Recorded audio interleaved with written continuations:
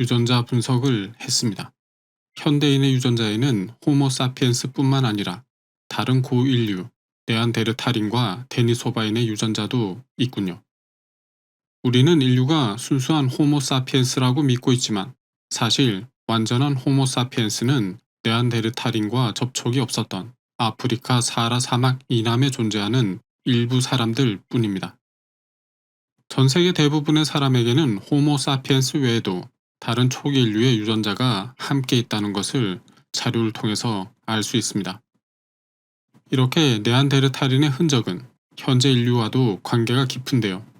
호모사피엔스와 네안데르탈인이 4만 년 전 처음 충돌한 이후 네안데르탈인은 먹이 경쟁에서 밀려 지구에서 완전히 사라져 버렸지만 네안데르탈인은 호모사피엔스의 몸속에서 여전히 2.5% 정도의 유전자를 차지하며 함께 살아가고 있습니다. 우리 안에 남아있는 2.5%의 유전자, 네안데르탈인은 어떤 것을 우리에게 남겼을까요? 다이어트에 도전하는 사람들 중에는 물만 마셔도 살이 찐다는 사람들이 많습니다.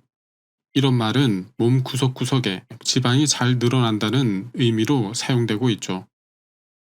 오늘날에는 달달하고 기름진 고칼로리 음식이 많은 시대에 살고 있기 때문에 지방이 쉽게 늘어나기도 하지만 좀 더 근원적으로 분석해 보면 그 원인은 어떤 특정한 유전자 때문입니다. 물만 먹어도 살이 찐다는 사람의 탄식은 사실이었던 것이죠. 이것은 인간의 몸 안에 빠르게 지방을 생성해주는 유전자입니다. 이 유전자가 있으면 실제로 지방을 아주 잘 늘려줍니다. 네안데르탈인에게서 온 유전자인데요. 네안데르탈인들은 아주 춥고 먹을 것이 부족한 환경에서 살고 있었기 때문에 먹이가 생겼을 때 충분히 먹어 두어야만 했고 신체에 남아 돌던 여분의 에너지는 빠르게 지방으로 전환해서 비축해 두어야만 춥고 배고픈 환경을 이겨내고 다음 먹이를 구할 때까지 생존할 수 있었습니다. 이때 유용하게 잘 쓰인 유전자이죠. 추운 지역에서 서식하는 동물들이 지방이 많은 것과 비슷한 맥락이라고 보시면 됩니다. 생존을 하기 위해서 만들어진 유전자이지만 현대인에게는 비만과 당뇨병을 유발하고 있는 유전자가 되어버렸고 이 외에도 네안데르탈인이 남긴 것은 우울증, 담배 중독, 크론병, 루푸스, 남성 탈모 같은 것들도 네안데르탈인에게서 받은 유전자라고 알려져 있습니다. 그렇다고 네안데르탈인을 무조건 비난할 필요는 없습니다. 좋은 것도 남겼기 때문이죠. 추위에 적응하기 위해서 생긴 케라틴 세포 유전자는 피부와 관련된 유전자인데 이것은 네안데르탈인에게서 온 것입니다. 덕분에 현대 인류는 추위를 이길 수 있는 능력이 생겼고 튼튼한 피부와 손톱, 발톱을 가지게 되었습니다. 남들보다 추위를 많이 타는 사람은 이 유전자가 없을 가능성이 있고 반면에 겨울에도 반팔티를 입을 수 있는 사람이라면 이 유전자가 분명히 있을 겁니다. 그리고 외출하기 전 헤어스타일에 시간을 많이 투자하는 분들도 계실 텐데요. 이렇게 멋을 낼 수 있는 길고 튼튼한 직모 형태의 모발도 네안데르탈인의 케라틴 유전자에서 온 것입니다. 그리고 비타민 D를 잘 흡수하기 위해 만들어진 하얀 피부는 인류를 좀 더 다양하게 만들었는데 하얀 피부톤은 네안데르탈인의 산물이죠. 그 밖에도 뛰어난 면역력, 상처가 생겼을 때 출혈을 멈추게 해주는 능력, 좀 더 뛰어난 후각과 시각 같은 좋은 능력들도 네안데르탈인에게서 함께 왔습니다. 이렇게 살펴보면 네안데르탈인이 호모사피엔스에게 영향을 많이 끼쳤다는 걸 알 수 있죠. 네안데르탈인과 호모사피엔스는 오랜 시간 서로 접촉할 일이 없었고 각자 다른 환경에서 다른 종으로 분화할 정도로 그 특징이나 차이가 뚜렷하게 드러나고 있는데요. 오랜 시간 서로에게는 분명한 경계가 있었다고 보여집니다. 그런데 서로의 영역에서 적응하며 진화하던 두 세력은 왜 이렇게 유전적으로 섞이게 된 것일까요? 어떻게 두 개체가 만나게 되었는지 좀 더 살펴보겠습니다.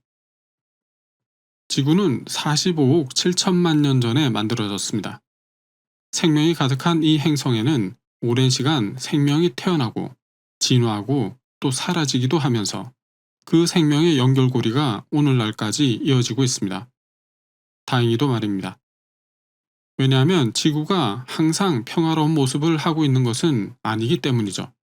지구 생명체에게 큰 위협이 되는 거대한 화산 폭발과 지진, 그리고 해일, 운석 충돌 같은 예기치 못한 위기들이 대멸종으로 이어지기도 했었고, 주기적으로 찾아오는 대빙하기의 극심한 추위는 지구 생명체들에게 큰 위협이 되었기 때문이었습니다.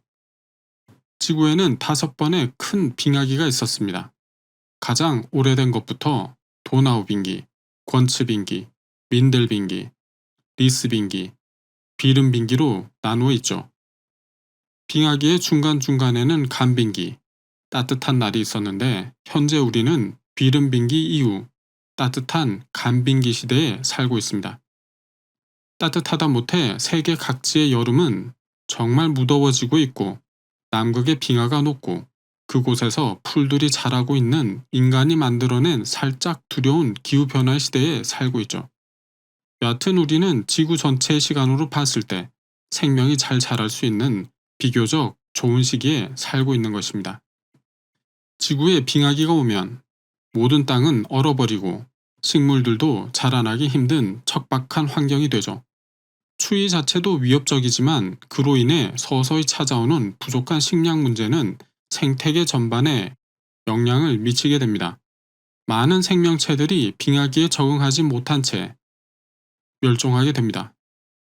호모사피엔스와 네안데르탈인이 살던 시기, 초기 인류에게도 빙하기에 매서운 추위는 찾아왔습니다. 매서운 바람과 추위도 문제였지만 발등에 떨어진 문제는 식량이었죠. 일단 먹어야만 생존할 수 있었고 추위는 그 다음의 영역이었습니다. 어느 것 하나 쉬운 것이 없는 척박한 환경에서 먹이를 구한다는 것은 결코 쉬운 일이 아니었죠. 대부분의 날은 살을 파고드는 추위를 견뎌야 했고 한여름이 된다 해도 기온은 8도에서 9도를 넘지 못했습니다.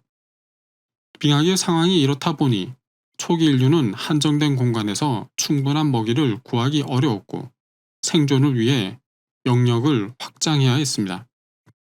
아프리카 대륙의 호모사피엔스가 먹이를 찾아 이동을 시작합니다. 호모사피엔스는 더 많은 식량을 얻기 위해 아프리카 북방 지역을 넘어가야 했습니다.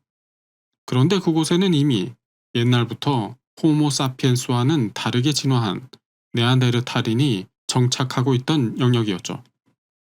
네안데르탈인은 강인한 체력과 호모사피엔스보다 더 큰 뇌 용량을 지닌 존재들이었습니다. 먹이를 찾아 이동하던 호모사피엔스는 유럽을 넘어야만 했고 지형적으로 네안데르탈인과 만날 수밖에 없었기 때문에 그들과의 먹이 경쟁을 피할 수 없었죠. 네안데르탈인은 두꺼운 뼈대와 탄탄한 근력, 그리고 감각적으로 발달된 뛰어난 운동신경을 가지고 있었기 때문에 기본적인 전력을 비교해 보면 호모사피엔스는 그들의 상대가 되지 못했습니다. 네안데르탈인은 호모사피엔스에 비해 체력적으로 우위에 있는 종족이었죠. 그런데 놀라운 일이 벌어집니다. 호모사피엔스는 아프리카 북부 유럽의 네안데르탈인의 영역을 뚫고 다른 지역으로 뻗어나가는데 성공합니다. 4만 년 전 유럽으로 진출하기 시작한 호모사피엔스는 네안데르탈인과 처음 충돌했습니다. 그리고 1만 년이 흐른 뒤 네안데르탈인은 모두 멸종하게 되죠. 어떻게 이런 일이 가능했을까요? 네안데르탈인의 멸종에는 여러 가지 원인이 있을 수 있지만 분명한 것은 호모사피엔스와의 먹이 경쟁을 치명적인 원인으로 보고 있습니다. 1만 년 동안 이루어진 먹이 경쟁에서 밀린 네안데르탈인의 존재는 지구상에서 지워졌지만 그 과정 속에서 두 무리 간의 교접이 일어났고 네안데르탈인과 호모사피엔스의 피가 섞이게 되었습니다. 하지만 이렇게 태어난 후손에게는 문제가 있었는데요. 여성은 괜찮았지만 문제는 남성에게서 발견되었습니다. XY 염색체 중 북의 유전자인 Y 염색체에서 이상이 발생한 겁니다. 그래서 혼혈로 태어난 남성 네안데르탈인은 생식 활동에 문제가 생겨 아이를 가질 수 없는 경우가 대다수였죠. 1만 년 동안 먹이 경쟁을 하며 충돌과 교접이 발생한 것에 비해 그들의 유전자가 우리에게 조금 남은 이유이기도 하겠죠. 하늘도 호모사피엔스를 선택한 것 같습니다. 네안데르탈인보다 약했던 호모사피엔스가 치열한 먹이 경쟁에서 살아남은 비결이 있었습니다. 호모사피엔스에게는 아주 특별한 능력 몇 가지가 있었죠. 이야기는 계속됩니다.